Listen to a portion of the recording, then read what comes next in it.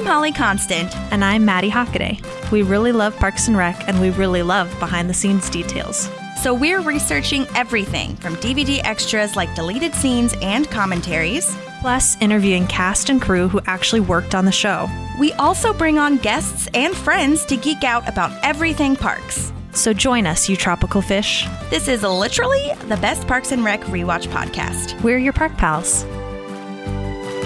There's a park and some pals, and there's also therapy too.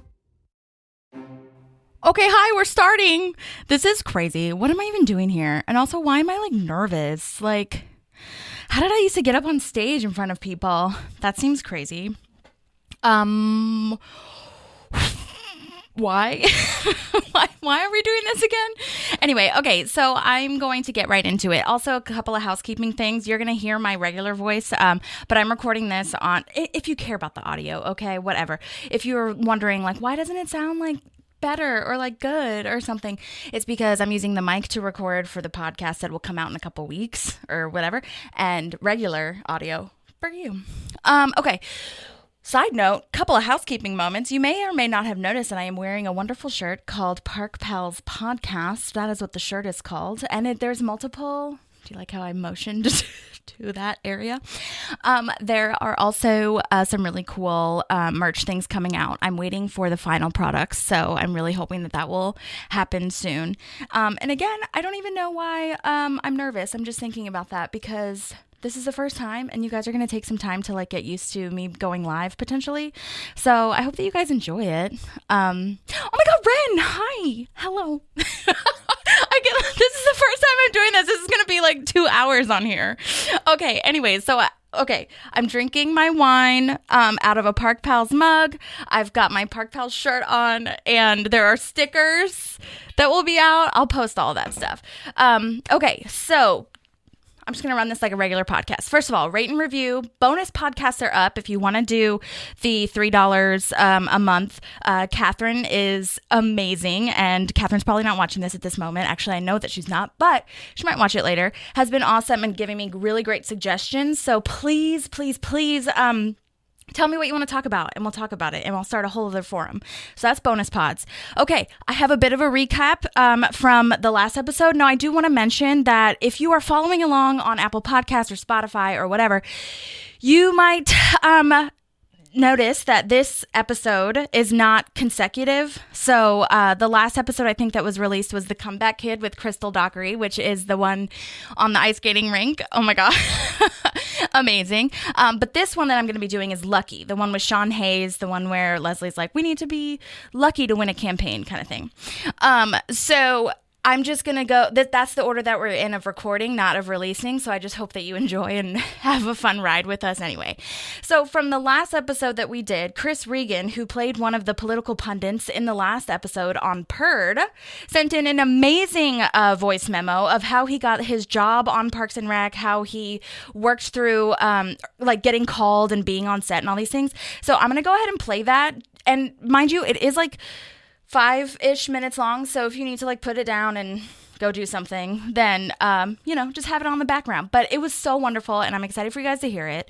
So I'm just gonna. So how did I get my job on Parks? I think like a lot of my acting jobs, I got it kind of by accident. I'm a comedy writer by trade mostly, and many years ago I worked with a writer by the name of Dan Gore on The Daily Show.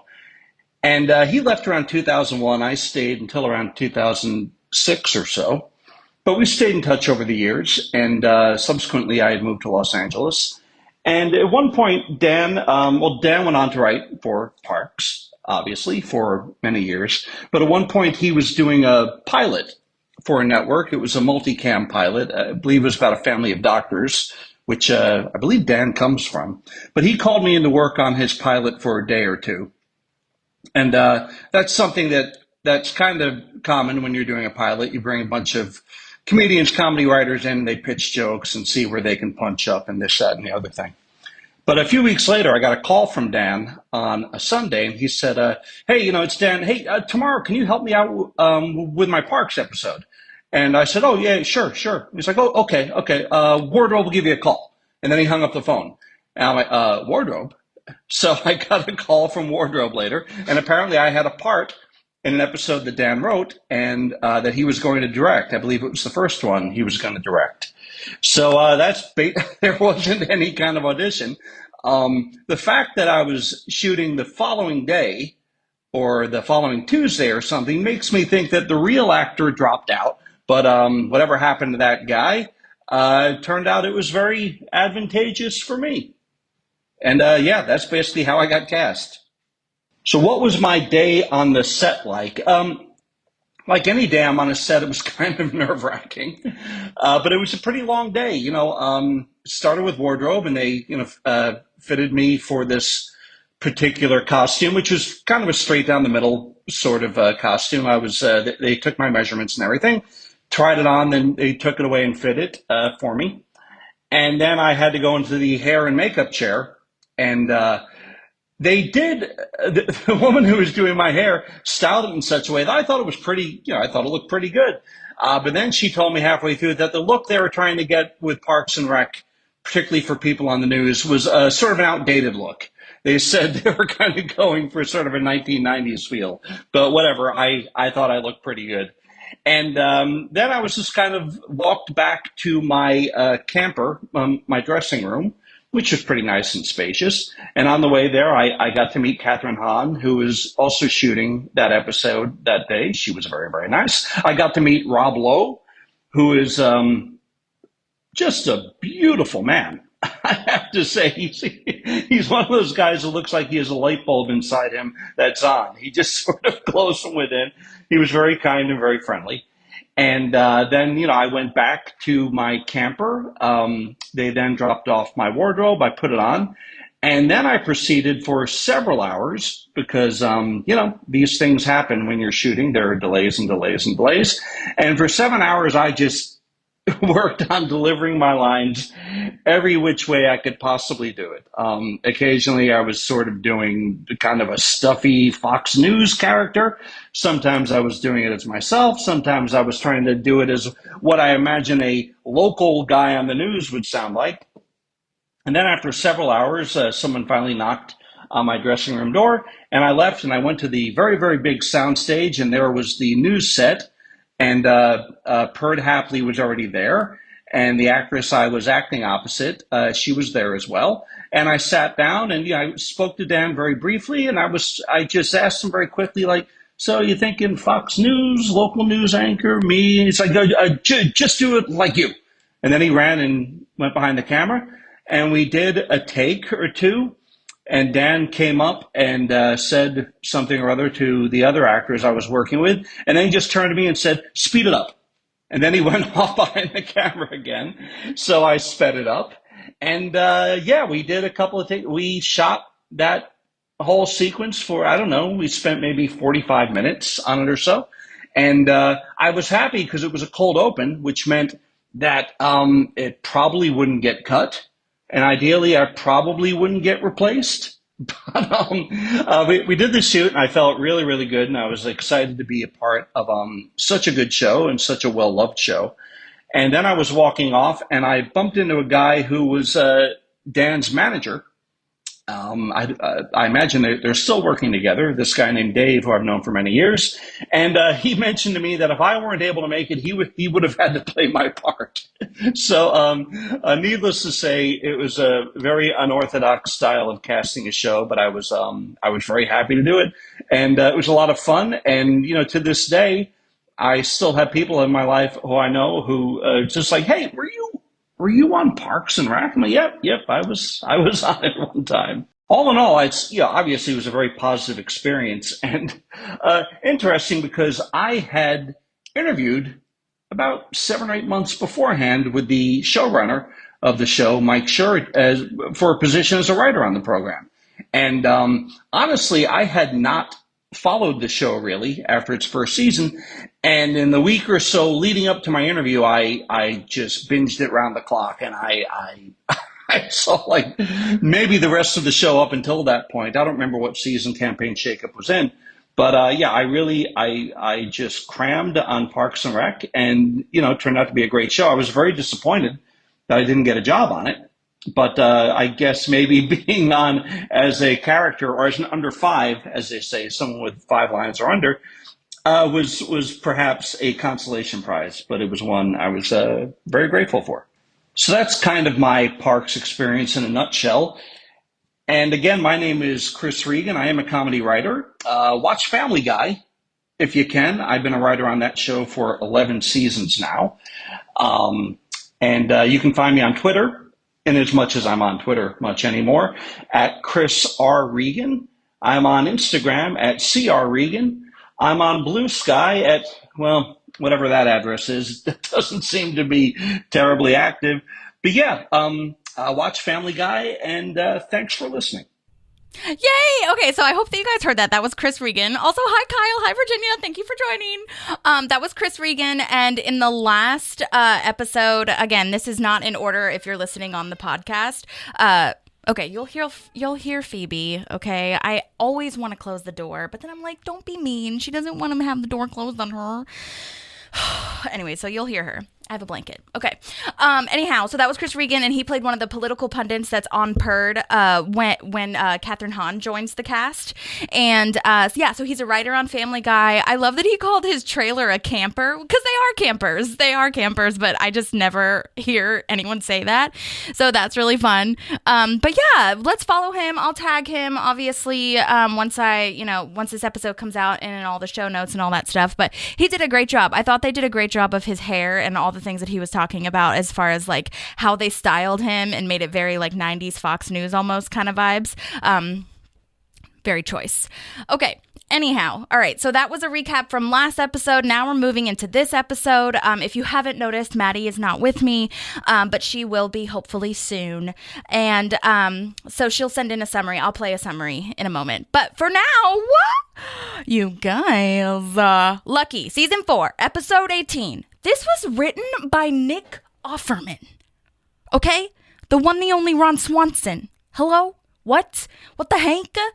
Yeah, this was written by Nick Offerman, only time writing. So this is his only writing credit. In fact, it was his first writing credit. But he goes on to write, I think it's like 4 books now. And we actually saw a glimpse a couple of episodes ago when Anne and him are sitting on the bench in his office. It's like, I forgot what the name of it is. It's like One Man in His Canoe or something like this. Living life as a, I forgot what it is. But, totally go read that. But he goes on to write books. He's written one with Megan Mullally, his lovely wife, aka Tammy. So amazing. This was directed by Troy Miller, who we love and have seen so many times in so many episodes. He directed Jack Frost. Oh my gosh, did you guys ever watch that movie? Michael Keaton, old like 90s, 2000, early 2000s movie. Brilliant. So sad, so beautiful. But oh my God. But yeah, Troy Miller, we love. This is Troy Miller's last episode directing Parks, but we have seen him many times before. He's done so many amazing episodes. We've got Ron and Tammy, Road Trip, I'm Leslie Knope, more than that. Like, great job. He does also direct a ton of comedy specials and segments. Like, he's done a segment on the Oscars, things like that. He's also a producer, so great job, Troy. Okay, so this is where our summary would come in. So this is where Maddie has already sent in her summary. Side note, I'm not editing any of this. I really hope I don't have to like pee or anything. So not that you guys needed to know that, but what I say is what I say. And I'm not going to edit this for when it actually comes out on, like, for when it's released either. So bear with me. Okay, so here's the summary for Lucky. Yay, a live podcast. I'm so excited to be coming to you. Unfortunately, I'm not live, but I'm so excited to see how this live experiment goes. And I am here to give you a summary for this wonderful episode. So, Leslie, Anne, and Tom try to blow off some steam by going out for drinks after an interview falls through.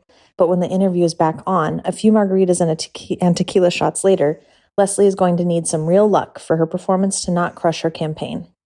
Andy completes his first college course, and Chris and Ron are both interested in his professor. Meanwhile, Donna watches Jerry complete government work twice. I absolutely love this episode.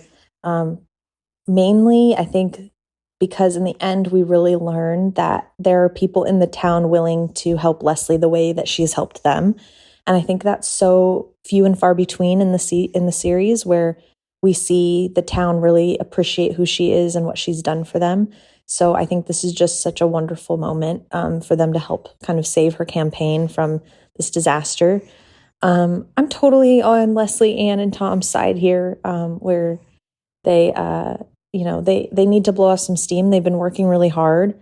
But I think it ends up coming to bite them in the ass.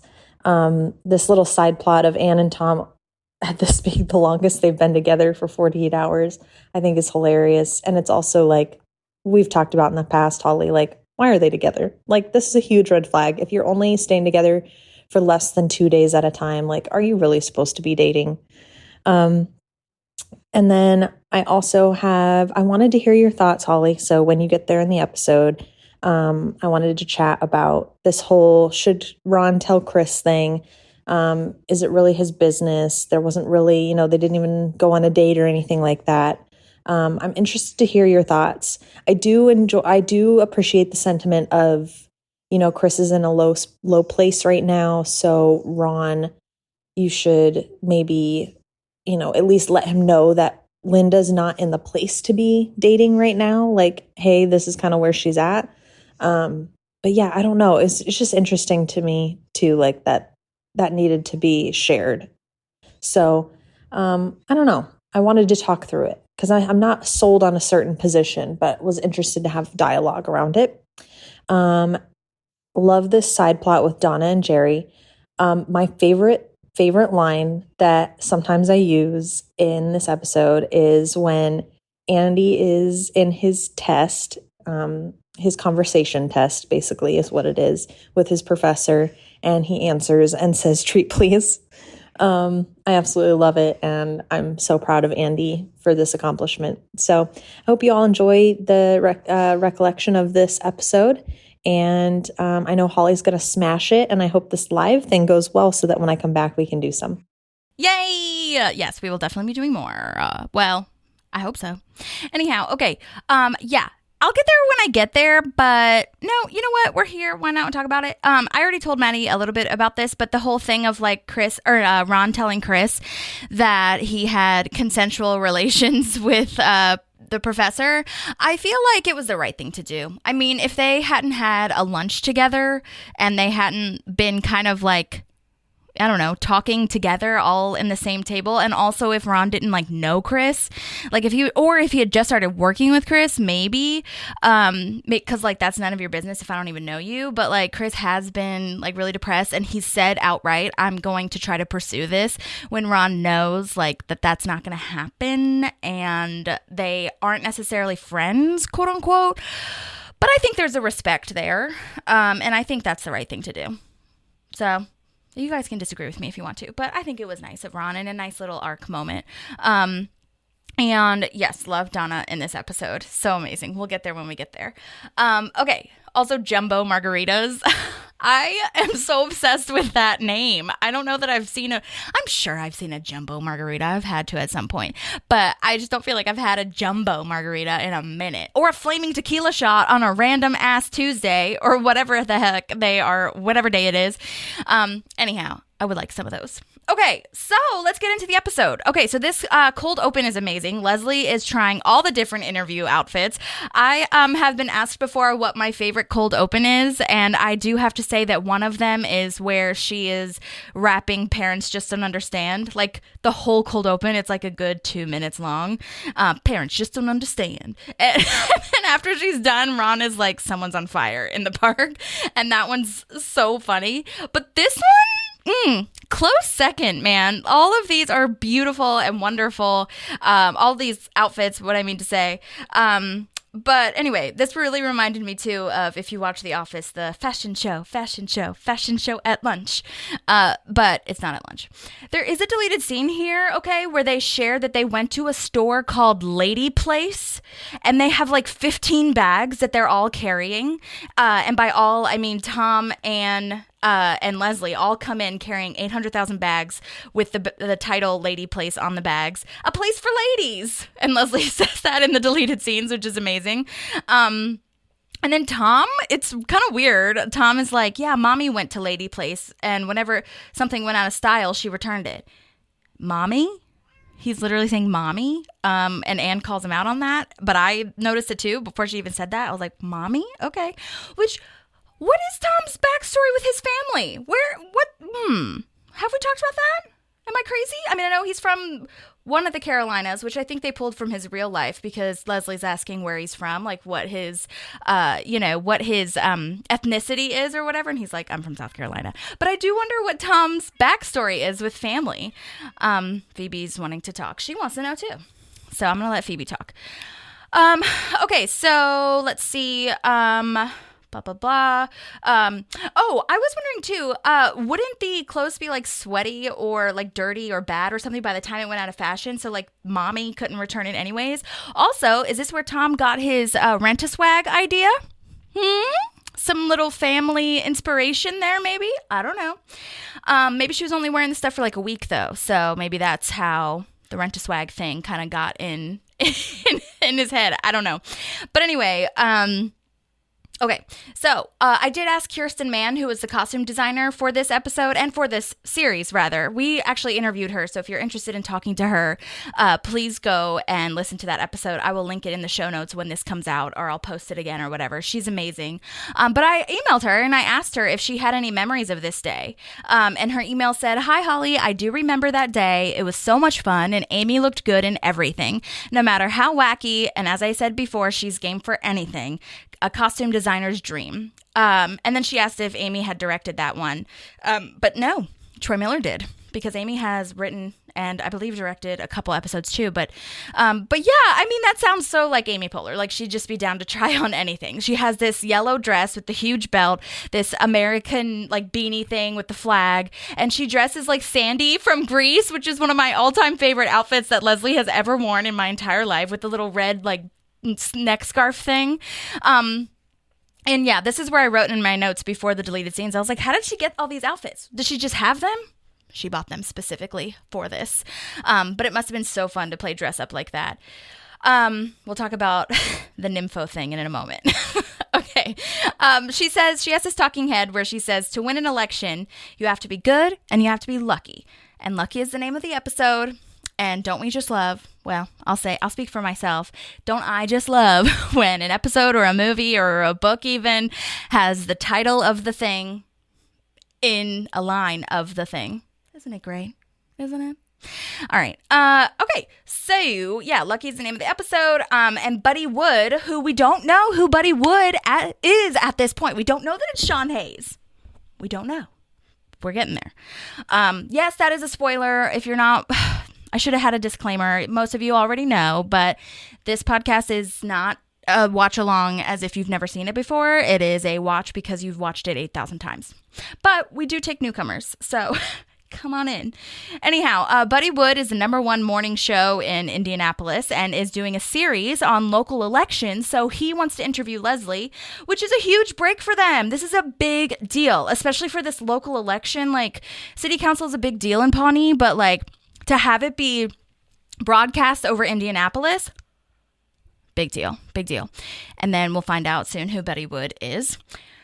Ben is showing a very nervous and anxious side to him. I mean, he's kind of always had this side, but this is like he is stressed and weird and just like not good energy coming off of him at all. He's like, maybe we put a pause on this and focus on interview topics. And I just love that she is like, no, it's fine. Just keep going. I can do both at the same time, which is true. But, just shows how much she wants to do this. But I love this next line. I think it might be one of my favorite lines from this episode is, he says, like, what are you going to do to work for the public or whatever? And she's like, I don't know, but I bet these pants will work for the public. I don't think at the time they had the slang of WERK, but she invented it right here, or she used it right here. So who did invent WERK? Was it work? Was it Rihanna? No, I don't know. Anyhow, she does say that.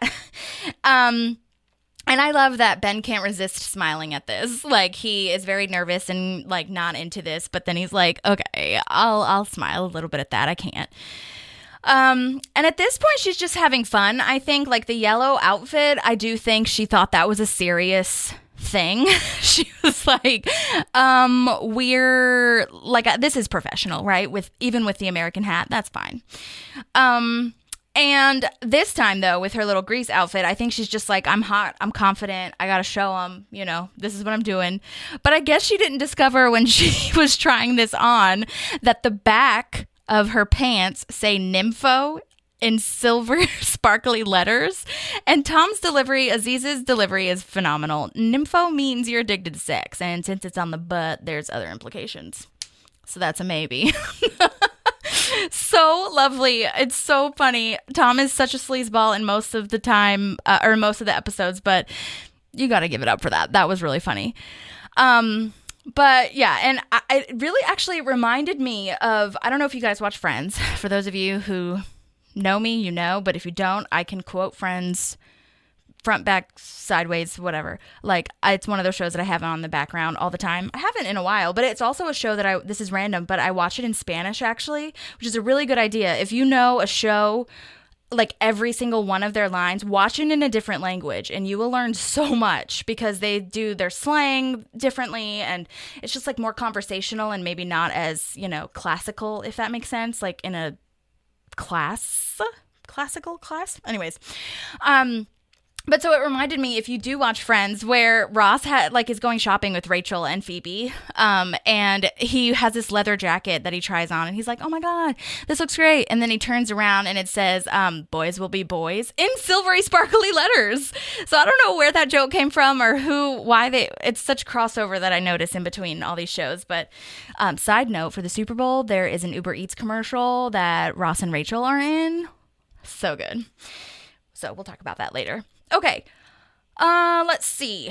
So April and Ron are now helping Andy study for his college courses. So exciting and so sweet for Andy. He's taking this so seriously. He's shaved. He is clean shaven. He's wearing a nice shirt and tie. It's very professional, very studious. And I just love that for him. And like Maddie said in her summary, we're just really proud of him because he's come so far, I feel, from not taking anything seriously and bathing in a baby pool to taking a college course. So nice. Laura Mulvey is one of the people that they mention because he is taking a women's film study class. And she, for those of you who don't know, or maybe you have heard her name, or maybe you just know everything about her, I just wanted to do a brief reminder that she was a film theorist and she invented the term the male gaze. I don't think I knew that part. I knew, this so sounds silly, I guess. I should have known because I knew that she was in the film, entertainment, critiquing world, but I don't know that that's the part you should know, that she invented male gaze. But anyway, I just learned so much about women in parks. It's the best. I love it so much. Mulvey argued, though, drawing on psychoanalysis, that Hollywood cinema was structured along a threefold gaze by the audience, the camera, and the characters that looks at women from a male point of view and regards them as mere sexual objects. And she really studied this. Like I said, it was psychoanalysis. She did a huge essay on it, and it just became very popular. So we have her to thank for that term, which is wonderful. And later in the episode, Chris says that term, which that had to have been on purpose, right? And I never noticed that. So I think that's really smart. But as Andy says, she was famous for her essay that she wrote on this, and it was called Visual Pleasure and Narrative Cinema. Ooh, ah. Written in 1973, published in 1975 in the influential British film theory journal Screen, capital S, Screen. And it was influenced by the theories of Sigmund Freud, we know who that is, and Jacques Lacan, another psychology person. Sorry if I didn't actually look up Jacques Lacan. As far as his contributions to everything, but Sigmund Freud in that circle. Okay. Correct me if you want to. Anyway, Laura Mulvey has written a lot of critiques and observations about a ton of movies. She actually wrote a really famous one for Citizen Kane, and she's still living. She's still kicking. She's 82 years old, so she's still around doing things. Thank you for your service, Laura. We love you. But it's really funny because Andy is like, Laura Mulvey was a man. No, girl. Women's studies. But I do love that this is literally the golden retriever boyfriend, because they're giving him treats, as Maddie said in her summary too. Like he is actually a dog that needs a treat.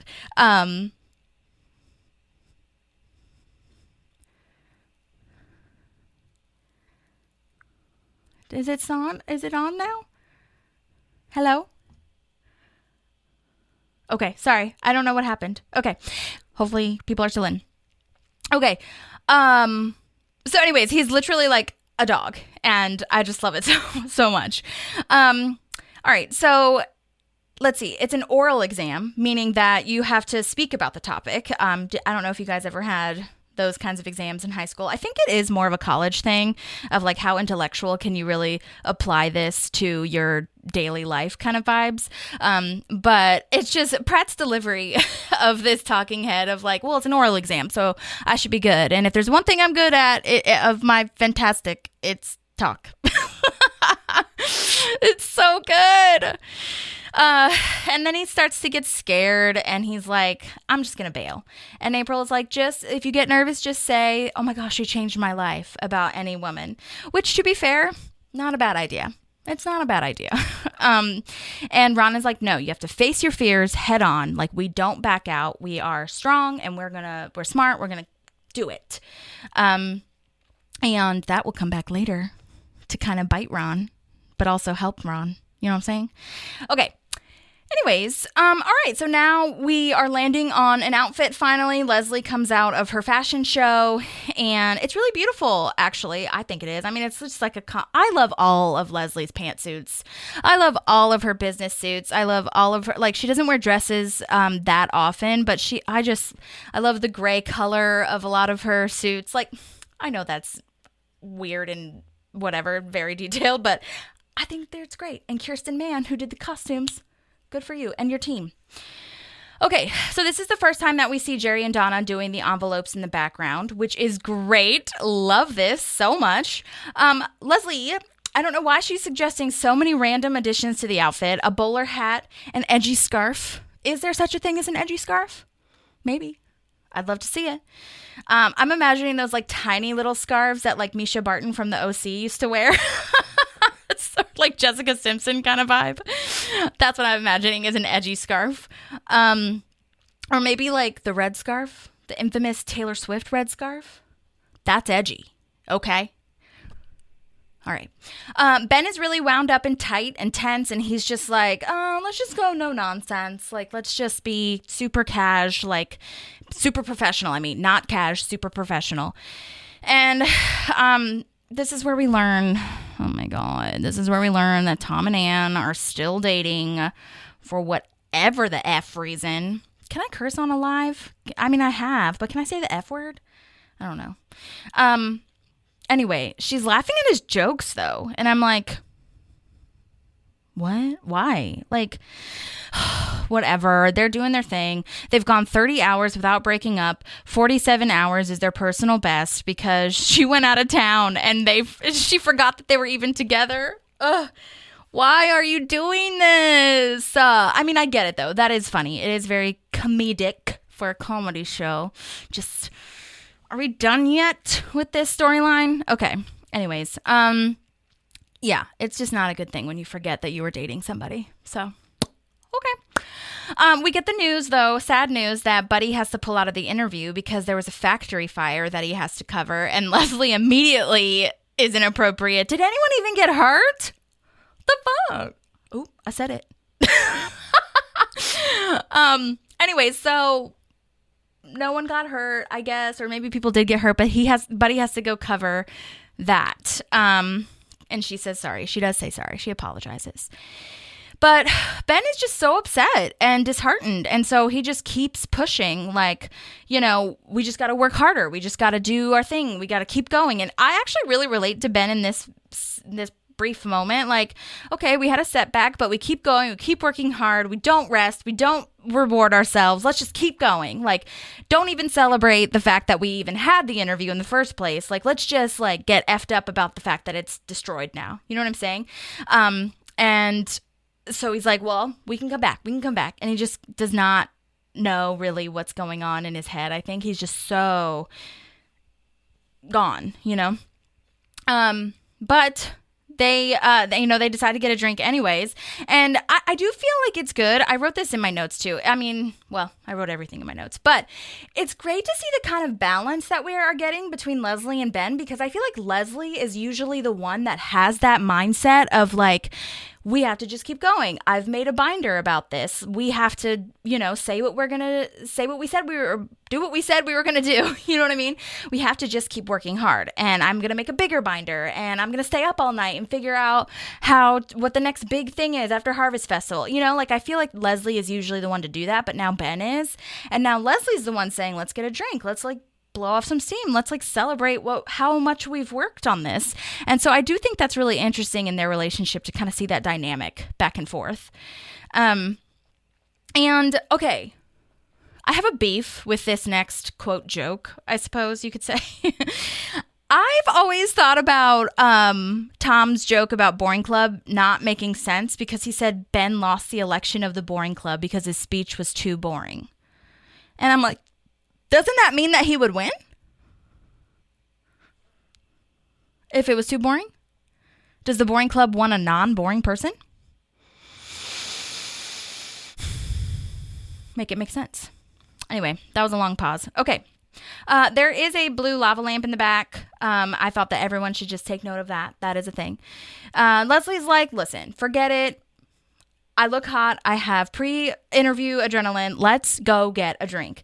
This was after Ben leaves and is like, I'm just going to turn in early and then we can do our campaign run tomorrow. Handing out, what's that called? Lobbying kind of vibes. Anyway, so now we are back at Andy taking his exam, and he's so tense. He's so rigid. He's really trying so hard to recite these facts, just as if it's in a dictionary or any other kind of, thesaurus. That's how, I don't know, rigid it is and how not conversational it is. And then he says, treat please to Professor Linda, which is hilarious because he's like, back to Sigmund Freud. Although it's not Freud, it was Pavlov's theory, treat please. So that was really hilarious. And the teacher's like, look, you're taking this pass fail, slow down. Just tell me what you thought of the class in, a freewheeling kind of manner. Not a big deal. And also, how cush is that? How nice is that? That's really nice. How many classes are like that? Is it, I'm curious, I think it's more than we think, especially if it might be at a community college. I'm not knocking that. I'm just saying that, that's what I've heard. I don't know. Tell me if I'm wrong. So now it's funny because now he's just reciting the same facts, but in a casual manner. All of the same. Susan B. Anthony was born in Massachusetts, so whatever. And it's really hilarious. Just one man's opinion. But he passed and he got a P, hoping for a P+, but that does not exist. I did pause on the bulletin board. As you know, I love to pause and see what's in the background. And I couldn't get everything because they did a great job of filling that thing to the brim. There are so many pieces of paper stuck on that bulletin board, which is totally accurate for a college campus, I feel. But I did get a couple of things. First things first, I saw a waffle fundraiser. There's always a waffle something or other, okay? There was this at the Model UN. The Model UN in the background, there was a big sign in that space where they were doing the Model UN. And I don't know if it was a fundraiser or or what it was, but it said it was some event centered around waffles. So I'm just telling you, there's waffles on all the fundraising, which great way to raise money. Can't knock it. All right. There's also puppies for sale on this bulletin board, and the paper says cute, adorable, need a loving home. There's a film TV club. There is a sign that says stop bullying now, which I think is a club that, try to do that. And, there's a paper that says we buy used college textbooks. So, and there's also a 10-speed bike for sale. If anybody wants to ride their bike to the waffle fundraiser, get on it, Andy thinks he's graduated college. He's like, Ron, I am now a college graduate. And I love that April's like, no. But he corrects himself and says, I'm a college course graduate, and it's because of you. And Ron suggests a steak to celebrate. Ron is really precious. I just love this moment between them when Ron is like, I'm really proud of you, you know? And it's really nice. I mean, he doesn't say it in that Holly voice, but you get me. Anyhow, so they invite the professor, actually, because she's like, okay, bye, like, have fun at your steak, whatever. And I'm kind of just like, why? Like, should they? I don't know. I mean, that's nice to, like, be invited, but I don't know if I'd feel like going to celebrate my pass with my professor that gave me the pass. I don't know. But it's also Andy, though. Andy gets along with everybody. He's like, who cares? You know what I'm saying? And like everyone's welcome here kind of thing. So I get it from Andy's point of view, because he was the one that invited her. But to me, it was like kind of awkward. And then I don't love, but it is kind of funny that April, as they're walking out, is like, are you going to wear that to the professor when she's dressed beautifully and looks beautiful? Like she's ready to go and would be in place with anyone. All right. So, moving on, where are we now? I love this line. We'll let you pay for your own food because of equality. That's nice. All right. Reminder, side note, speaking of, that this professor is played by Danielle Bissotti. I think that's how you pronounce her name. She's done some amazing work. We actually contacted her during the strike, and it was just a lot going on. There were strike guidelines, all these things. And, you know, we wanted to be careful with not speaking too much about a SAG show during the SAG strike and all these things, which I get. And she has done a lot of mocap, motion capture, if you're not familiar. She was in the video game God of War, Ragnarok. I don't know if anyone plays that, but she plays Freya in God of War as the voice. And I was like, what? And she does some mocap for that one as well. She does a ton of voiceover work, which is wonderful. She has done some Disney things. She's on Madden. She's done a couple music videos, some shorts, a lot of other TV shows too. So great working actress here. And I did reach back out to her and ask her if she wanted to talk because this is her last episode. And she is interested. So hopefully we'll have a moment from her. And I think we're going to hop on Zoom together somehow. Maybe. And I'll obviously share that with you guys. Oh my gosh, Donna gets some amazing moments here. She and Jerry are doing the envelope mailer campaign thing, and she is so, I just love it. She has a date with a bathtub. I love this so much, this line. She has a date with a bathtub, red wine, and a gigantic fireman named Marcus. Oh, what a lucky guy Marcus is. Am I right? Anyhow, yeah, she calls it. Basically, she's like, okay, I'm gonna go leave and all this. And then Jerry is like, I'm gonna keep working. I'm gonna keep doing this. And he loves this work. What? He's so happy. It's so intriguing. And Donna, for whatever reason, wants to stay. Like Donna's face is my face, like where she looks into the camera, like, this makes no sense. What? Also, he's licking every envelope. Boo. Stop it. They have maybe they didn't have them in the past. I'm sure they did though, where they make the envelope, like the little things that make the envelope wet so you don't have to do it anymore. Like, I don't like that he's licking every envelope. It's just not right, okay? Okay, so Leslie, Tom, and Ann are getting wasted at the bar, which is coincidentally called Scully's. And that's named after Mike Scully, who writes on the show and has been on the show as an actor before, as well as a guest star, which is wonderful. So this is where Ann is making fun of Ben, and it's actually really good. She does a good impression, honestly. And she's like, saying that he was really boring and no nonsense, like, we should just get a more sensible drink. And Leslie is like, I love him, but the campaign is just making him so wound up, freaked out, definitely stressed. It's very stressful, This is where they're basically tipsy, almost drunk before the flaming shots, and Ben is like a MILF, which that makes me laugh a lot. Because it's just wrong. But anyways, I capital love this little relationship moment though between Tom, Ann, and Leslie. Like, I'm so obsessed with this kind of affirmation and friendship and relationship. Like, Anna's all, you need to blow off some steam, and he should just get that. And Tom is like, you're Leslie. Nope, no one takes this more seriously than you do. Tell me about it. You know what I'm saying? Like, it's so nice because. Did I show you guys this already? I think I might have. Where like the first season is just them three together. And I think we've talked about this before. They didn't really know what to do with Donna, Jerry, April, Andy. Andy wasn't even supposed to be there. Chris and Adam Scott weren't even there. So, like, this moment, I feel like, between the three of them, this, like, core moment that Tom is not being a sleazeball like he was in season 1. Anne knows who the hell she is. Leslie's now running for city council. It's just nice to see. It's really beautiful. So, just wanted to share that with you. Okay, let's see. What else is happening? Let's see. Okay. Oh, the flaming tequila shots. This is where the tequila shots come in.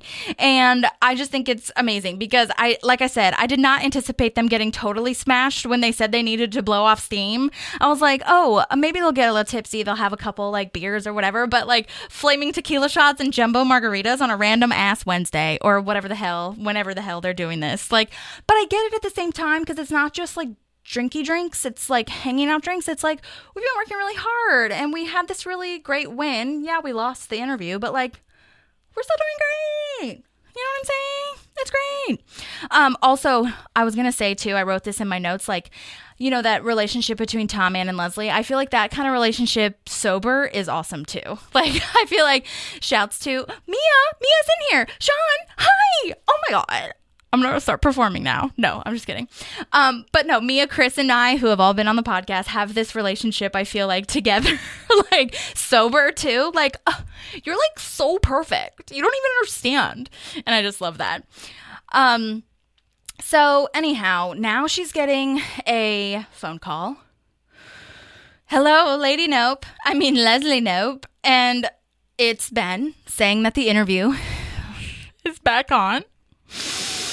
And I can't tell, like, Ben's asking, where is she? What's happening? And she's saying, I'm at home watching TV.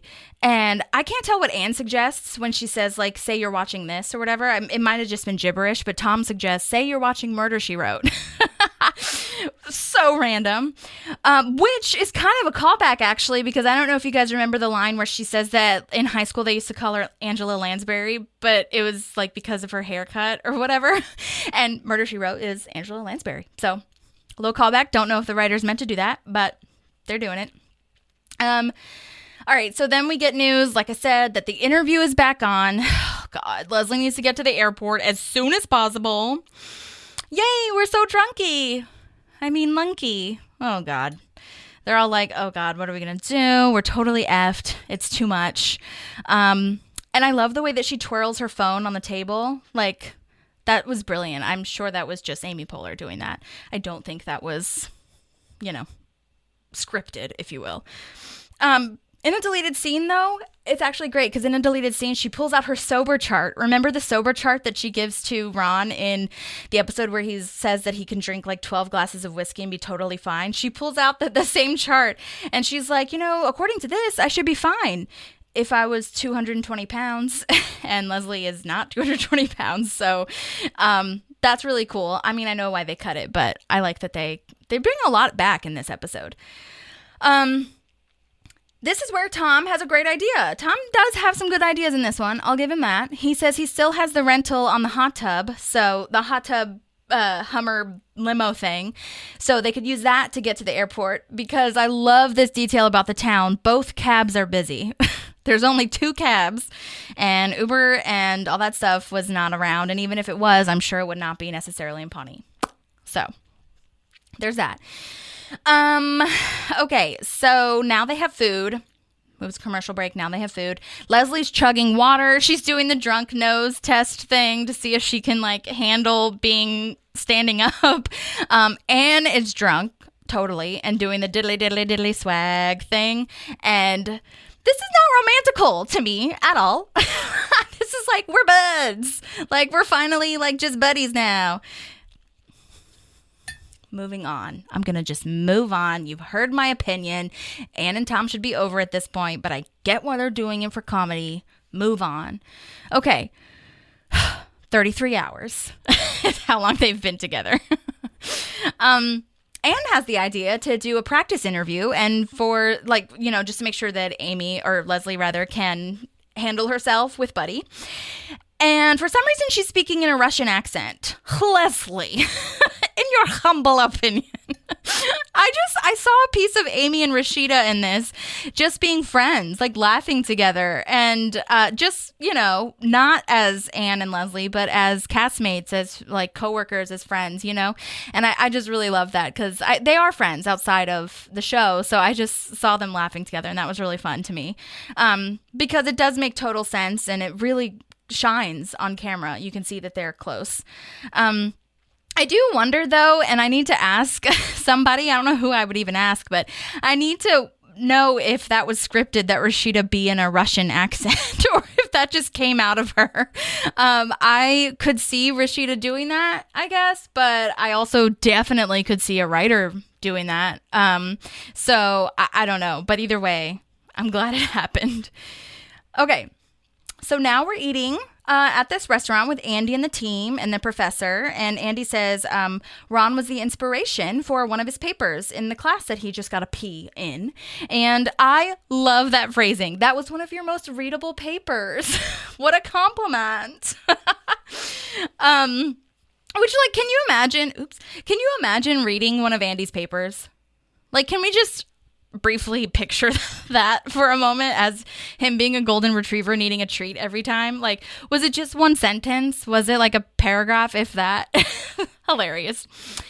Okay, so we get into the topic of Ron not being an anythingist because Professor Linda's like, oh, according to Andy, you're quite the feminist, blah, blah, blah.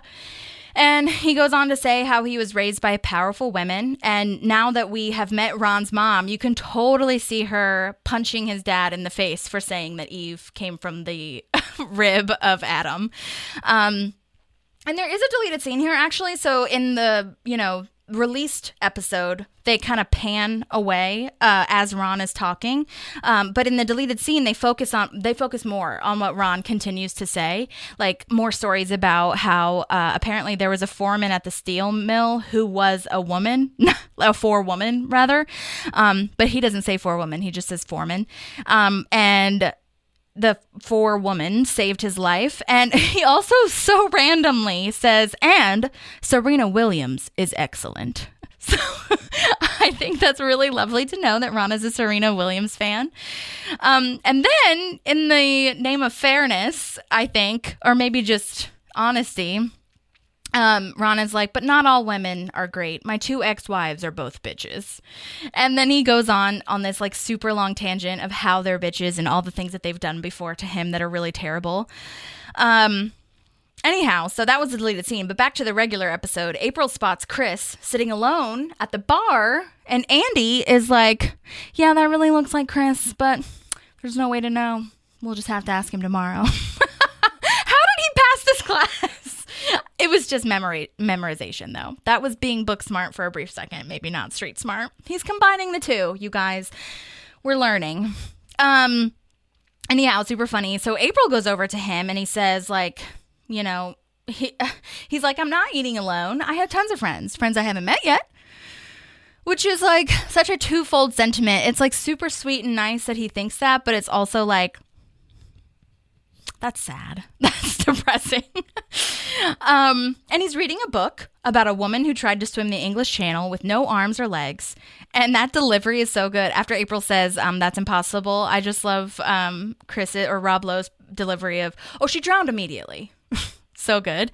Side note, I really need to watch Naiad. I have not watched that on Netflix yet. If you have, tell me later or now how it was, because that's on Netflix. So I got to watch that. I have a lot of Oscar movies to watch, so whatever. But speaking of that, though, we were already speaking about it, but I'm guessing that book, it's called Limitless, Limb, Itless, which is brilliant. But I'm guessing that book was created / made by the props master, Gay Perello.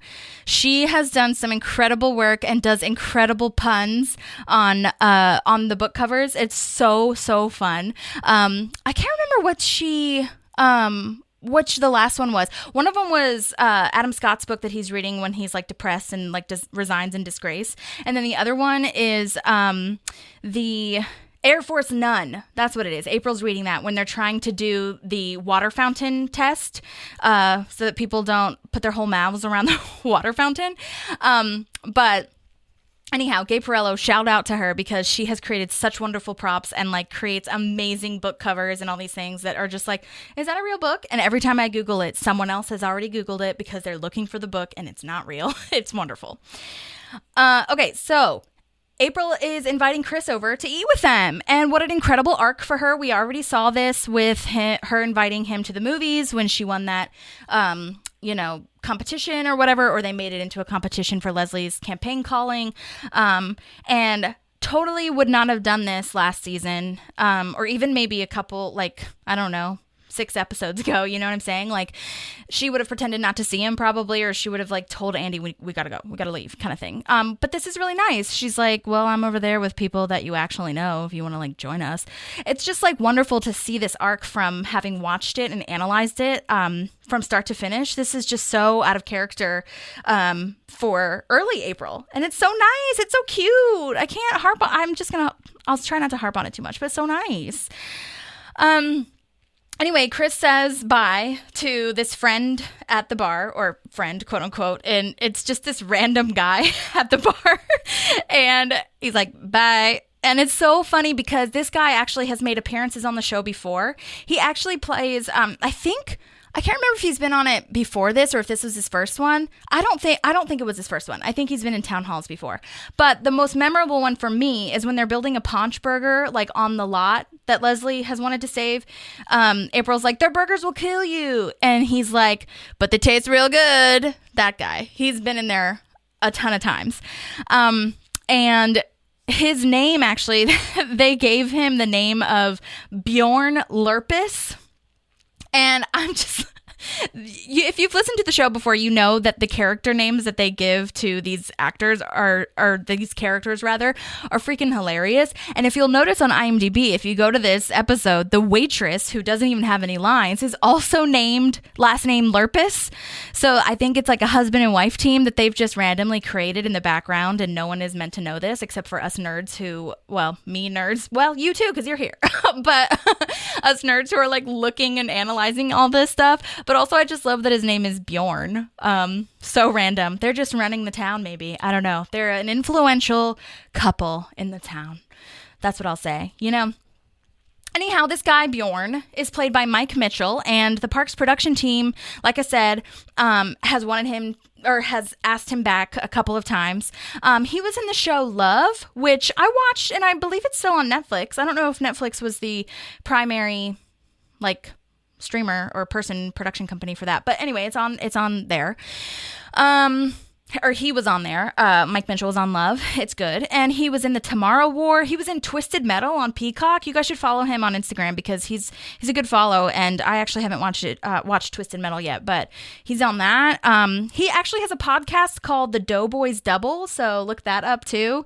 And he's also a UCB improv guy, of course, which makes total sense. This makes so much sense why he's so funny and can just throw those lines out so hilariously.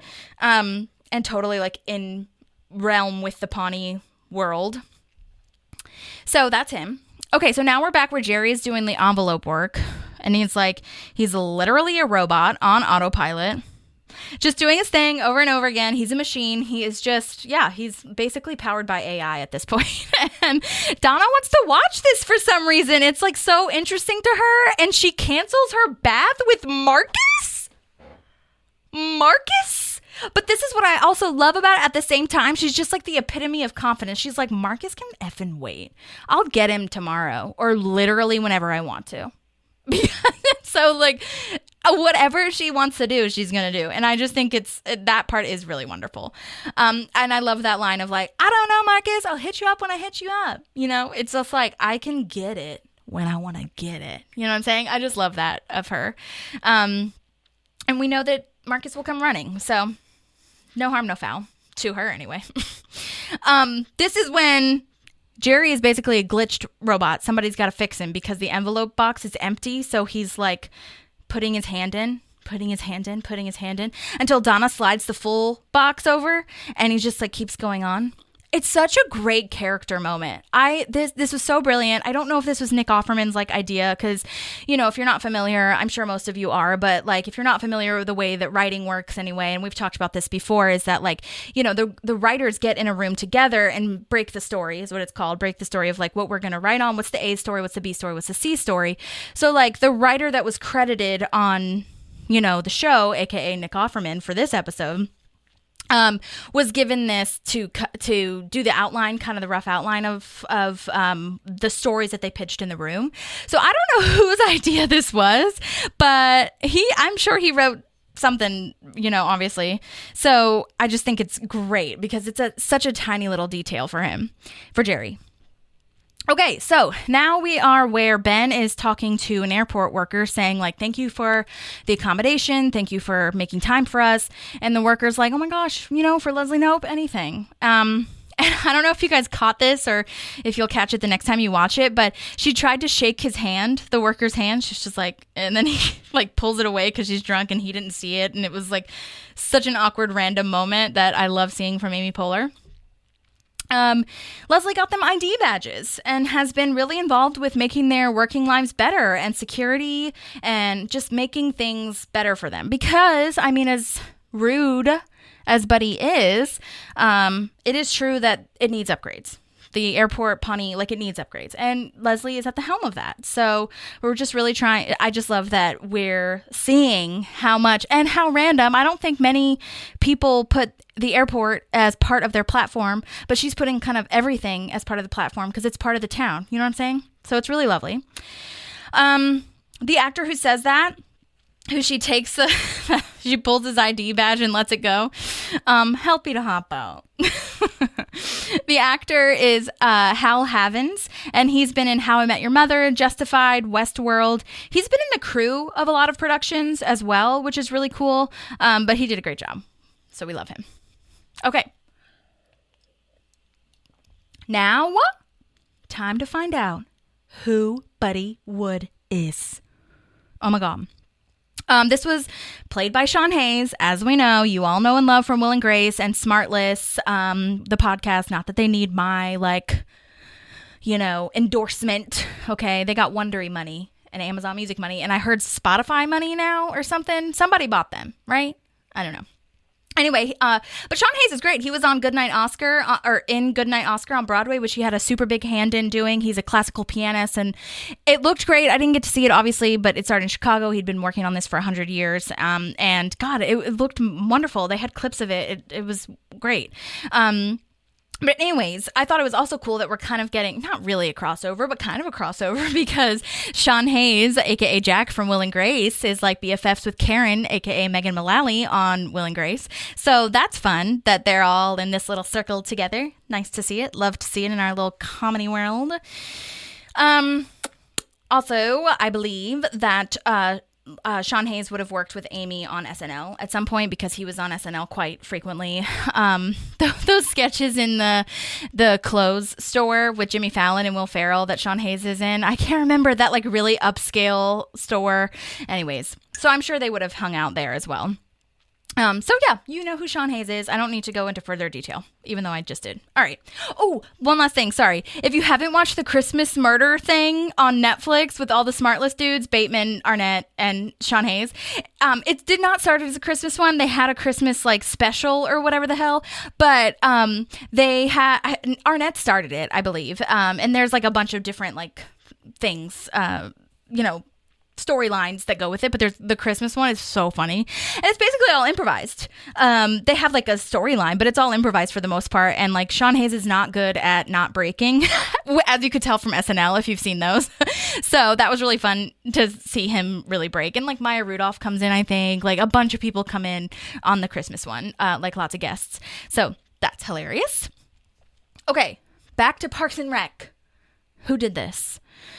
Okay, Leslie says, thank you so much. Welcome to the greatest city in the world to Buddy. And Buddy's laughing because jokes. She doesn't think he's serious, or she's serious, which is so sad.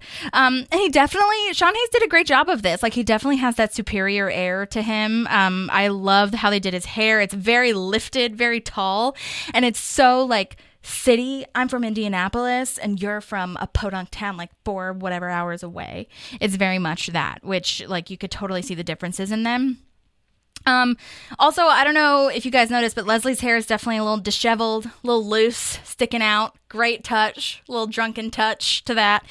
I don't know how it got so disheveled, but I guess she was just like flopping all around. I love this line, even though it's so shitty, is that we found a small piece of carpet without a horrifying smellscape. Oh, Lord. This is where the next part is a little bit confusing to me, because just as an audience member, like, wouldn't you think that Ben would notice that she is a little like not herself? Because she straight up asks him like, so, and she slurs her words a little bit. But at the same time, they've already showed him how distracted and sidelined by everything else. So like, I could see it, I guess, if we suspend reality for a brief second, like I could see how his character would be like, yeah, no, whatever, like taking a phone call. Who the hell is he on the phone with? Nobody's calling you now. I'm just kidding. Maybe they are. He's a campaign manager. Okay. Anyways, so now we're back at the restaurant and we see Chris joining the table with Ron and the team. Ron orders the steak and the professor orders the spinach salad. Chris says he brings his own dressings because the professor is asking what kind of dressings do you have? And this waitress is so funny. Like, you really can't be doing that. Oh, it's my last time, I promise. Which, side note, this waitress is named Leslie Thurston, and she's done a ton of stuff. And I'm actually in contact with her agents right now, so I really hope, well, maybe I shouldn't have said that. I don't care. I hope that I can get some voice memos, or we can chat really briefly on Zoom or something, and have a moment to talk to her, because she's been in a lot of stuff, and I just would love to know, because it seemed like, maybe not her first thing, but like when she was kind of... didn't have 800,000 credits maybe before this, but I'm sure she's been working, obviously, before that. I'm not trying to say that she wasn't, but now she's been in the morning show, Fuller House. She's directed and starred in some shorts. Like, she's done a ton of stuff. And so great working actress. Love this. And would love to chat with her about how she got the job and working with Rob Lowe and all that kind of good stuff. So also, side note, that dressing really does sound good. It's like olive oil, lemon, a hint of turmeric, however you pronounce that. Sounds great. So not mad at Chris for bringing that, but it is a health code violation, I think. So then April sees this interaction of dressing exchanges and gives them a look like they might be able to set something up romantically. So we'll see. Okay, so now we're back at the interview, and basically Buddy Woods is insulting Pawnee, like straight up insulting it. There is no masking of this. There is no trying to be diplomatic at all. I mean, he's saying it with a smile, but doesn't every reporter try to kind of do that? Maybe not. But anyway, he's saying the airport is decrepit. There's 19 toxic waste repositories and not much else. And it's very sad. But I will say, oh my God, Sean Hayes did a great job of this whole, like I said already, the superiority thing, but like the kind of like Dateline almost vibe. Not like, well, Dateline's more murder, but you know what I'm saying? Like the reporter kind of vibe of like a metaphor and not much else. What do you have to say about that? It was very nice. She points out that Joe Appledemus, Leslie points out that this guy who's been working at the airport since 1996 has not had his wages raised since he started working there. And that's like a moment to think about in the episode, but to think about that in real life. Because I'm going through this now where I'm job hunting and I'm like, I loved working at a coffee shop. I will work at a coffee shop tomorrow. And if that's what I have to do, that's what I have to do. But I did the math. You cannot afford to live on a minimum wage. Don't even get me started. I'm already started. Anyways. Okay. Anyways. So, yeah, that should definitely be illegal that it hasn't been raised, that minimum wage hasn't been raised. And Leslie said that she's going to make the airport a piece of her platform to really improve this space. Joe Appledemus is played by Michael D. Roberts, and he was actually in A Star Is Born, which he had a named role. I didn't write it down, I'm sorry, but it was the most recent one with Lady Gaga and Bradley Cooper. So I have to watch it again. Also, A Star Is Born was in 2018. That's not right. When I was looking at IMDb, I was like, that came out like 2 years ago, right? No. I mean, I guess COVID doesn't count, but 2018? Time. Anyhow, he was also in Rain Man, Girl Meets World, Sweet Life of Zack and Cody. So I guess he was going around Disney kind of. He was so cute though. I mean, maybe he didn't mean to do this or whatever. There's not much scene study, I guess, to this, but maybe there was. His little cute hello. It was so nice. I don't know. I thought it was nice to build up this little Pawnee world. Anyhow, side note, he's using this like old-timey like metal detector thing, which I think would be meant to find metal in the sand or something. Or it just looks like that. I have cousins and stuff that go to the beach and like do the metal detecting, but I guess their metal detector thing is broken at the airport, so that's what they're using, which is hilarious. Anyway, so like I said, Buddy Wood's doing a great job of being a reporter with his like cadence and everything. This is where he comes in with, the airport seems like a metaphor.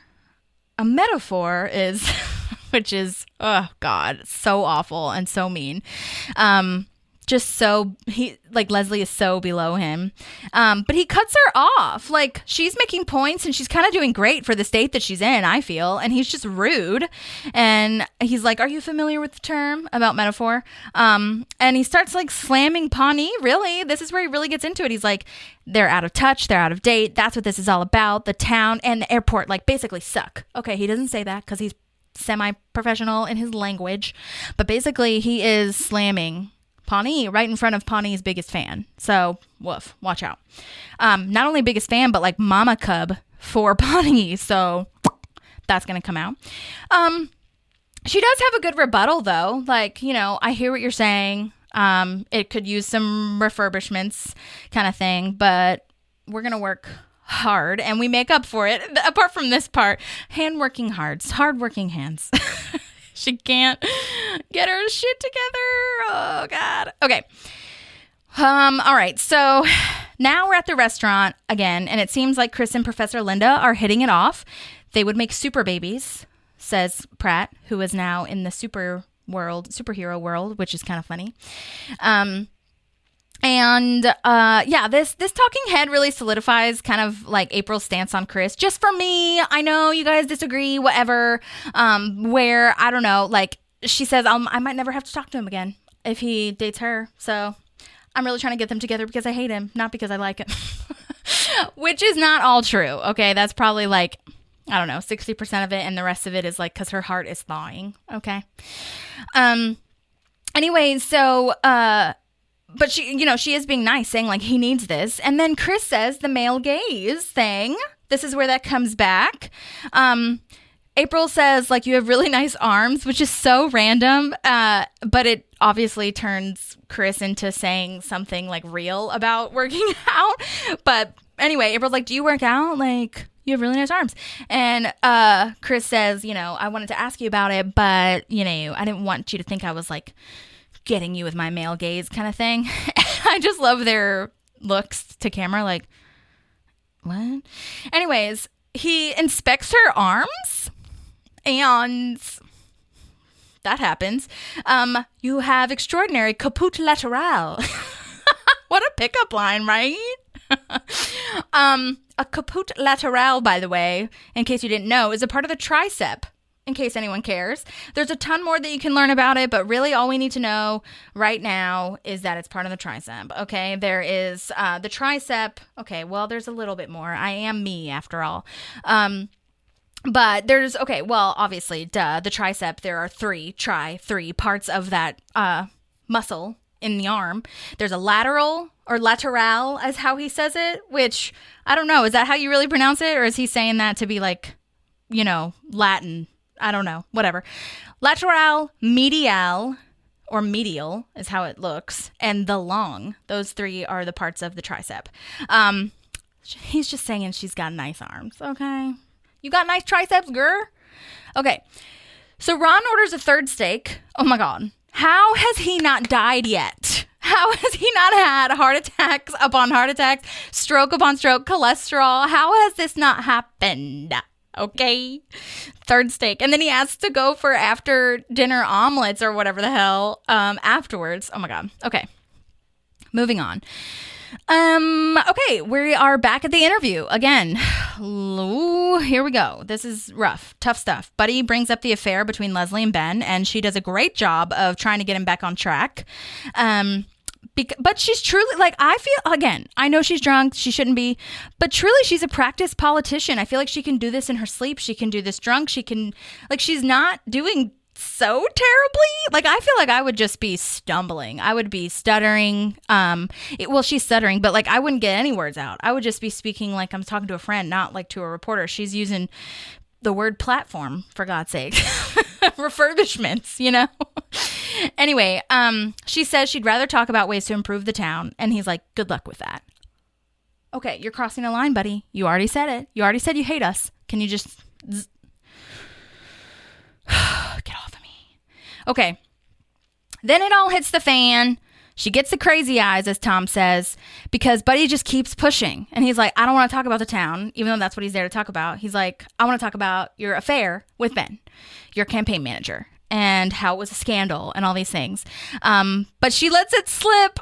This is where she lets it slip that she's had a couple drinks, so what the hell. And then she knocks over the chair with her mic wire. And that's not because of me being drunk. That's because of the mic. Oh, it's so awful to watch, but it's so great to watch at the same time. I also do love, I mean, I know this isn't professional, whatever, but at the same time, like, a part of me is like, go Leslie, because she's like, I don't appreciate your condescending tone, but what the hell? You know what I'm saying? Anyways, I know that's not right politically, I guess, but he's not being professional either, so... But that's what reporters are meant to do. That's what they're there for. I get it. They're there to push your buttons and get some dirt. So, and which he does. He succeeds at. Woof. But again, the way he says his last little speech, a fitting end to a complicated saga, to a story that is no longer that. So good. And, oh my gosh, also, I love that she burps in the middle of it, too. That's just bad timing. Preposterous. So good. All right, so now Leslie's trying to reason with Buddy, saying, like, you cannot air that. Please don't air that. And he does, like, the condescending thing again. The sheep that watch this are going to eat this up like tiramisu. Tiramisu is an Italian. Oh, my God. Sheep don't eat it. She's right about that. But I do feel like now, after all this has happened, it kind of like sobered her up. She's like surprisingly lucid in this moment. Anyways, also, did you guys notice? I don't know if you noticed. Behind them, there's a sign that says vending telephone. And I'm like, is there meant to be a slash between the vending, or do you vend a cell phone out? I'm just kidding. That's not real. But I just thought that was a funny little tidbit that everything's falling apart in this airport and they do not have accurate signs or accurate metal detecting or anything at all. So, oh my gosh, there is a deleted scene here. It's so exciting and cute, and I wish they had aired it. I'm sure you can find it somewhere, but it was so funny. I wanted to keep it in. Ben is so mad. He's like so frustrated and upset. Like I think you would want to see this if you are a fan of the show, to be like, wait, what happened though? But he's trying to throw his padfolio, like, you know how Leslie has her red padfolio? He has a black one that he's been carrying around, and he tries to throw it and slam it in the trash can, but it's one of those trash cans with like a little circle on the top, so he can't get it in there, and it like keeps bouncing and flying off of the trash can, so he just keeps picking it up and throwing it, picking it up and throwing it. I'm probably butchering it and whatever, but I hope that you find it a little bit visually funny, because it is so funny, and all the like papers are flying out. It's so good. And Leslie has this talking head afterwards, and she's like, I think he's upset, but there is a chance that his padfolio was dirty, so maybe that's why he was doing that. And it's very awkward and very funny. All right. Back at the restaurant, we're almost to the end, guys. Back at the restaurant, Andy is giving a speech. I love this. I want to say this. I'm proud of me, and you are too. I'm going to take that class again and lock down that P+. It's impossible. You and the women taught me nothing's impossible. So good. And then this is where Chris asks Linda out, and she says she just got out of a relationship, so she turns him down nicely, politely. And what was I going to say? Oh, I Googled, this is so stupid. I knew it wasn't real, but I Googled land kayaking. She asks him to, he asks her to go land kayaking with him. And I was like, that's not real, but is it? And I Googled it, and the first thing that comes up is a video. I'll have to link it in the show notes or something. You guys can Google it. But there's this like video that they did such a good job, I feel, because I don't know, it just seemed so serious, but it's absolutely satire the more you watch it and the more comments you read and all these things. But there is, it's so funny.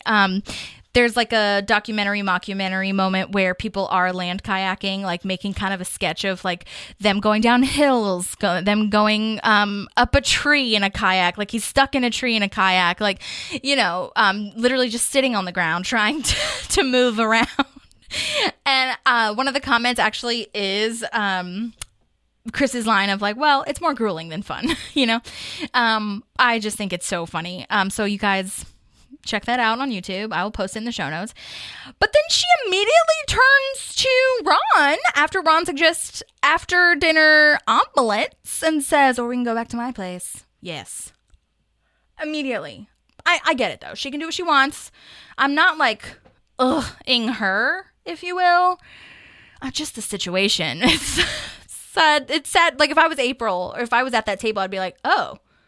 And like I basically had like what Pratt did or Andy did, where he was like, "Wow, like so what a bait and switch," But anyways, I mean, it's not a relationship, so maybe she just wants to sleep with somebody. Although I'm sure Chris would have done that too. So she's just more attracted to Ron, and Ron's obviously attracted to her because she's brunette. So okay. Alrighty, let's see. It is cute. I thought it was cute that Chris is teaching a morning Zumba class for seniors. That's very precious. And Chris shot his shot. You can't be mad at somebody for shooting their shot. I mean, yes, the way that Professor Linda turned him down was very nice and whatever, but I'm glad that he asked. I'm proud of him. You know what I'm saying? Because he's been feeling not great, and you can get really down on yourself and not confident, but ask that person out. That's so sweet. Chris, great job. And then he says he's going to try again later. Oh, okay, we'll get there when we get there. All right. Leslie is apologizing about the interview to Ben. And Ben is like, if we don't get that video, we're dead. Like the campaign is dead. We have to go to Indianapolis and get it. I love Donna's line where Leslie, because Ben says he's going to like burn down the building or the newsroom or whatever the hell. And Leslie's like, I've never had a boyfriend commit to arson before. And Donna's like, it gets old. What a life. I would love a spinoff with Donna, but not like a Joey from Friends spinoff, like just like the accountants kind of spinoff, like 2 episodes and then we're done. You know what I'm saying? All right. Tom says they can take the hot tub limo so they don't have to drive all night. Another Tom Ann moment where they do not get each other because Tom mentions high-speed skinny dipping. It's a joke, because Ann hates this. Okay. The limo driver is played by Ervin Ross. He was based on a true story, or he was in Based on a True Story, which is the one on Peacock about the murder podcast. So good, with Kaylee Cuoco. You should watch that. He was also in Trial and Error, Fresh Off the Boat, Perpetual Grace. I Think You Should Leave with Tim Robinson, which I still need to watch. Very nice. I also love the comedy of Ben having to sit down, go up and give him the address, sit back down, go up and confirm the address. It's so good. We actually got some voice memos from Ervin. This is the last voice memo of the night. There's a couple. He sent in a couple, but I'm going to go ahead and play them because they are so good. And thank you, Ervin, for sending those. And again, we're almost done here. So after this, we'll just be speeding right along. But here is the first one from Ervin, the limo driver. Hello, my name is Ervin Ross, and I was the hot tub limo driver on Parks and Recreation. So here's the story of how I got the job on Parks and Recreation. I had never seen the show, which is usually not advisable when you're auditioning for something. You'd like to give yourself kind of a frame of reference. But I had never seen the show. I had no idea who was on it.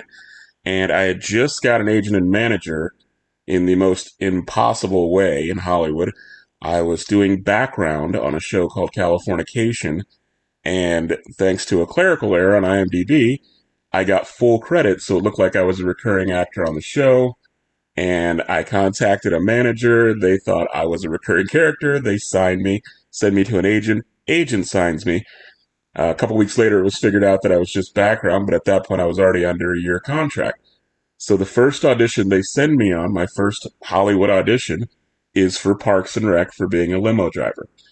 And I remember showing up in Hollywood and going to this audition somewhere off of some side street in a neighborhood that looked a little questionable. But, I was ready and willing. And I walk in, and I notice everyone is wearing a suit, and I'm wearing jeans and a t-shirt. So I immediately knew I messed up right there. It's my first audition, and I'm like, well, okay, I did something wrong immediately. So I get my thoughts collected, and it's my turn. I get called to go into the room. And, the sides are exactly the same as you see in the show. And I walk in, and I notice there's a bunch of guitars on the wall. And I'm from a music background, so I start talking about the guitars to the casting director before doing anything for the audition. And we talk for like 20 minutes. She's very into music. And finally, we get to the audition. There's a chair in front of me, and she's like, all right, we're going to get set up. And I take the chair and I turn it 90 degrees to my left. And she doesn't say anything. I sit down in the chair and I look over my shoulder towards the camera and I do the audition. Afterwards, she tells me I'm the only person that turned the chair. And I told her, well, don't you have to look back as a limo driver? I wouldn't be looking straight into camera. That would be awkward. We'd be all in a limousine careening towards the edge. Apparently, the producers really liked the fact that I took that extra thought and turned the chair. And I think that's what eventually got me hired for Parks and Recreation. That is so cool. I love hearing that. Oh my God. Well, especially like the clerical error thing and like, oops, oh well. But then you just like, it's not even about, I was going to say like you proved yourself in a way, but like, it's not even about that. It's just like you had an instinct and you followed it and it paid off. And that's amazing. So, oh my gosh, what a great story. Okay, here's the second one. So I show up on set to work on this episode of Parks and Recreation, and it is literally the most terrifying moment for me because I'm seeing all of these people that I know now, which I wish I would have watched the show beforehand. I didn't know any of them were on it. But I see like Aziz Ansari and like Rashida Jones and Amy Poehler and Adam Scott. And I see those people and I'm like, oh my goodness, they're on other shows that I've seen. And like, these people are super famous. And so I'm nervous. And I'm like, okay, I know I got hired, so I know I did something right, but now I'm immediately thinking I'm going to mess something up. This will be the end of it. I'll never get another job because I'll just ruin this.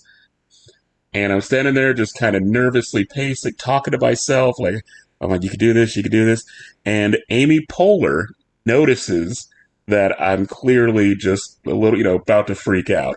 And she comes over to me and she says, hey, are you okay? And I'm like, yeah, absolutely, yeah. I'm still just like kind of, awestruck that she's talking to me. And she's like, what's your name? And I'm like, oh, my name is Ervin. And she said, hey, everybody. And the crew turns and looks. And she says, this guy's name is Herman.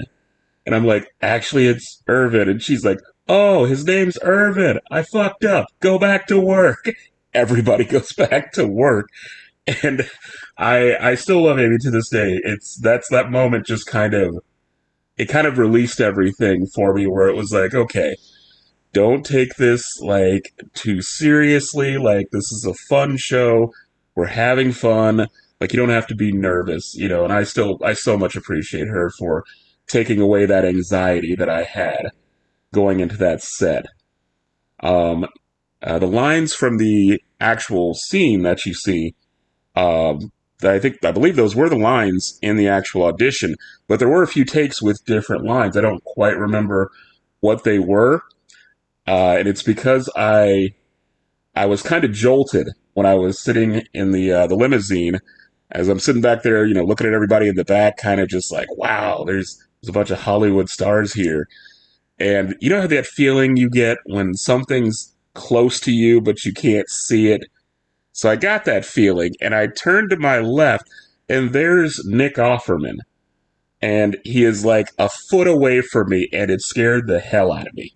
Because I had never seen Nick Offerman. Like, it just like, was like this bearded, like, masculine man is right next to me. And I'm thinking, oh God, oh God. And he's like, hey, you're doing a great job. He's like, try the line like this. And I was like, and then he just walked away. And I was like, the hell just happened? So, I'm just like, okay, I did something right, but who was that? Like, I didn't know it was Nick Hoffman until after we had finished shooting. The wardrobe they gave me on set, and, I was only there for about one day. And it was a beautiful house that we shot in front of. On a secluded street and everything. They block off the street. There's a whole crew. It's probably like 100 people running around. And we went, did the scene, knocked it out, and yeah. I said, my goodbyes to everybody, and I went home.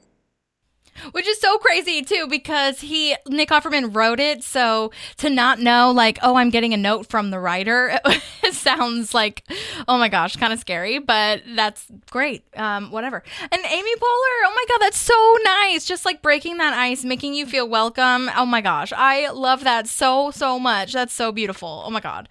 Okay, almost done. So, the infamous hot tub limousine. Even my friends and family, after they watched the show, had the same question about, what's the deal with this? Is this a real thing? Is this a prop? And I can assure you it is 100% real. I did not expect that when I got there. I show up and it's this giant monstrosity of a limo. It's got this huge hot tub in the back. And the guy who owns it, he does it for like private parties and like celebrities, they want to rent it and go someplace or whatever. And he's there. And, they had me get in this thing. And the idea is thrown around that I would actually be driving this thing. And the funny part is I didn't have a license at the time. It had expired and I hadn't got a new California license because I had just moved to California. So I'm like, well, I can't drive legally, but I'm also not going to mention that because whatever they want me to do, I'm going to do. This is my first gig. I'm like, if you want me to drift this thing, no problems. I'm like, we can run through a 7-Eleven. Doesn't matter. I will do it. You say, I go. And, then the producers came over. They're like, no. There's not going to be any driving. We have our actors in the back. And I was like, great, because I also don't have insurance. So, I'm not trying to take liability for injuring Hollywood actors. And the limousine is super huge on the inside. It's like a Hummer or something.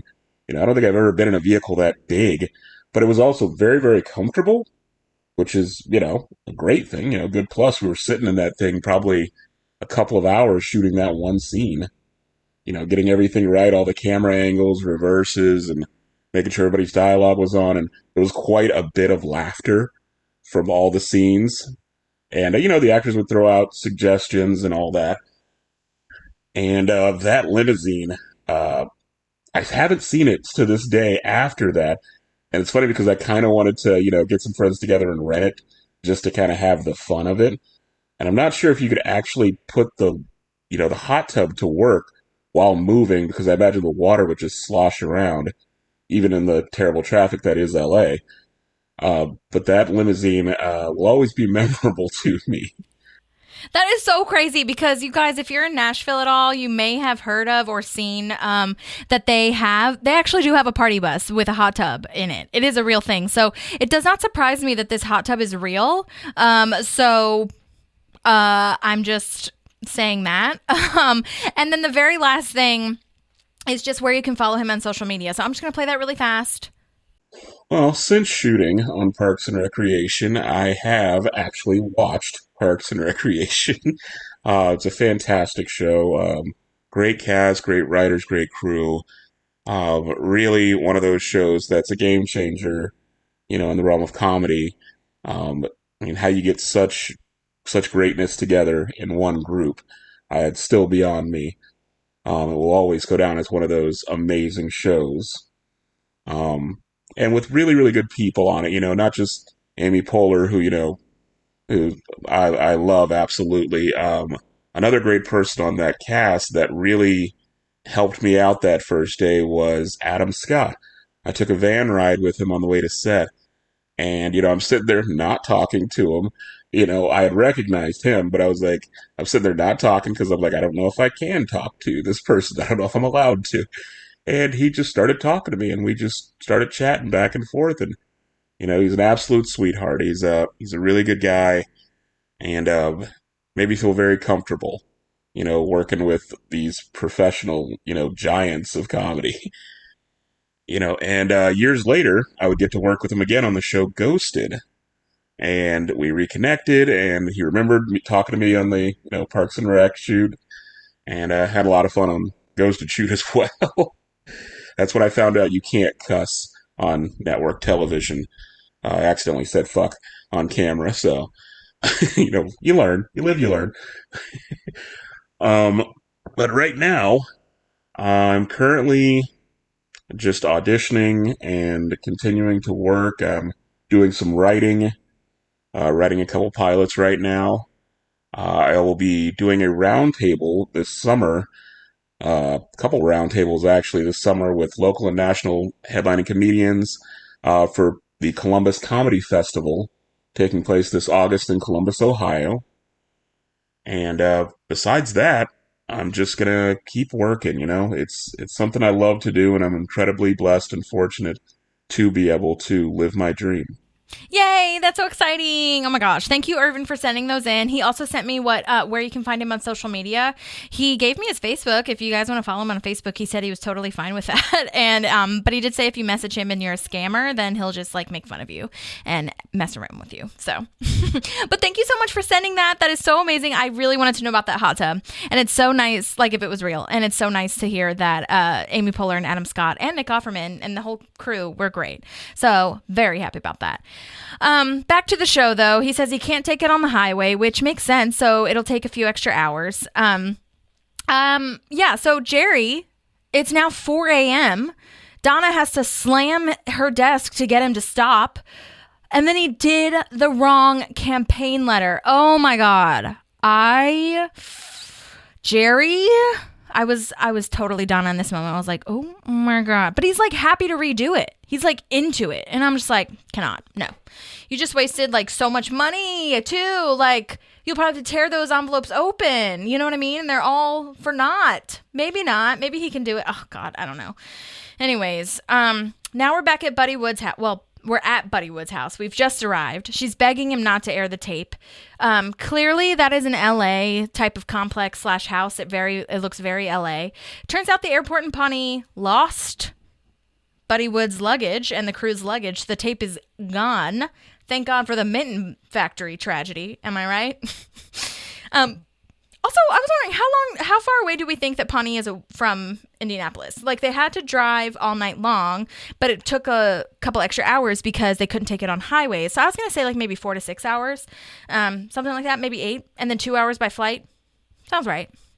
I'm just curious, why Buddy flew and not drove. You know what I'm saying? But I guess if he has appointments to make, flying might be faster. So I was just curious. Anyway, so they learned that information, and they're like, time to go. Bye. Ben finally loosens up because he gets this good news, and he opens the champagne, which is so lovely. Fun Ben lives! Definitely a cause for celebrating. All right. We're nearing the end of the episode. Ron comes in with his red sex shirt, his Tiger Woods sex shirt. If you're new here, it is based off Tiger Woods. Donuts, go nuts. Gives him $25 to go buy a Walkman. Chris comes by, though, and says thanks for a great evening and that he's going to pursue Linda when she's ready. Yikes. He's going to try again, basically. And this is the arc where you start to feel bad for Chris because we started getting it last episode with him having no family champions, the only one that he's kind of connecting with and loving on him kind of thing. But this is just pitiful. I mean, yikes. I'm not the biggest, I was not a huge fan of Chris. He was really annoying to me at the beginning. I'm sorry. That's how I feel. Okay. whatever. But he compliments Ron's sex shirt, and he like says he's gonna try again, and like you really start to feel bad for him, and like he's a human being. You know what I mean? Like he is a guy that we should probably like. Everybody deserves this, you know, deserves like a chance. And what a blow though. He's complimenting the sex shirt with, and he doesn't even know the backstory of it all. Oh God. Andy's like, you have to tell him. And I love this line. Andy's line of like, you know, someone once told me that you have to face your fears head on. Oh my God, Ron, it was you who told me that. That is so brilliantly written. I love it so much. It's so good. And I also love that April is giving morals to Ron. Like April is, you know, what is that saying? You know what I'm saying? Like, yeah, it's just how the turntables, you know what I'm saying? The student becomes the master. That's the saying that I was about to get at. Think, Holly. Okay. Also, Andy looks like you could see makeup on him with like his clean shaven beard. I don't know if that's real or not. It just looked very like airbrushed. Ron tells Chris what happened with Linda. Chris takes it very maturely, you know, so awkward also. I mean, I don't know if you can imagine having this with your boss / coworker, this conversation. Now, I will say, we already talked about this, but, you know, I do think it was the right thing for him to do. I do think it was. And if you missed that, go back and listen. Okay, so Chris hugs Ron. So awkward. I'm quite lonely. Oh dear. I love Ron's bleep. They don't use the bleep very often, you know, and this one was good. Loved it. Leslie has this beautiful talking head. Oh my God, it's so good, where we reveal she's super lucky. She has all her friends, and super lucky that the tape disappeared. But we learned that the airport workers threw the bag / the tape that was in the bag away because she has done so much for them. I'm so floored by this and stunned by how deep I get with this show, because it was not all luck to me. You know what I mean? She really fought for them, and she's really just putting herself ahead of everybody else in a way, and really just works so hard for people. And to see that returned, even if it's in a TV show, even if it's in a false reality, it's so wonderful to see. I just love it so much. She really fights for these people. And when you fight for someone, the hope is that like they'll, you know, you'll reciprocate, you know what I'm saying? So it's really lovely. But I do believe that luck exists. Like, that's true. There's a balance, but yeah, it's just amazing to see. Then we have this classic talking head of Leslie talking about having sex with Ben. He's about to get lucky. He doesn't even know it yet. Ben's oblivious. He just turns around and he's like, what? So good. The tag is almost not even worth mentioning. I said it. Okay. Tom gives Anne condoms in this beautifully wrapped box as a present to celebrate the hours that they, like their record being shattered of the hours that they've been together. And she's like, okay, bye. We're not dating anymore. We're good. We're done. Bye. And this better be the last time. I better not come here next time talking about how I don't want you to be together anymore. Anne. Okay. Oh my gosh, well, that was Lucky from Parks and Rec, Season 4, episode 18. Oh my God, we're almost getting to the debate. Which is one of my all-time favorite episodes ever. So, yeah, thank you for joining if you joined. And I will hopefully be doing more of these, whether they're here, TikTok, wherever. If you have not rated and reviewed, please rate and review and do those things. Also, just a friendly reminder, I have bonus pods. I call them the bonus pod, a la Strike Pod, if you were here for that. I am basically just doing this, but not only talking about parks, I'm talking about other stuff too. So if you want to do that, it's $3 a month. The link is in the podcast subscription, and it's also on the Instagram link in bio kind of thing too. So you can do that. There will be merch soon. Park Pals Podcast. This was a sample. I am waiting on some more samples to make sure that it's perfect for you. We've got mugs, we've got stickers, we've got magnets. They're all coming out. And for Maddie's baby, we're doing a baby outfit. So if you have a baby or a baby in your life, a little park pal in training, I made one for them. And it literally says Park Pal in training. So, yeah, take a look and have fun with that. And thank you so much for tuning in if you did. And I'll see you on the next one. Let me know if there's anything you want to talk about later. And I'll see you soon. Okay, I don't know how to exit out of this, so I'm just going to try. It might be awkward. Okay, bye!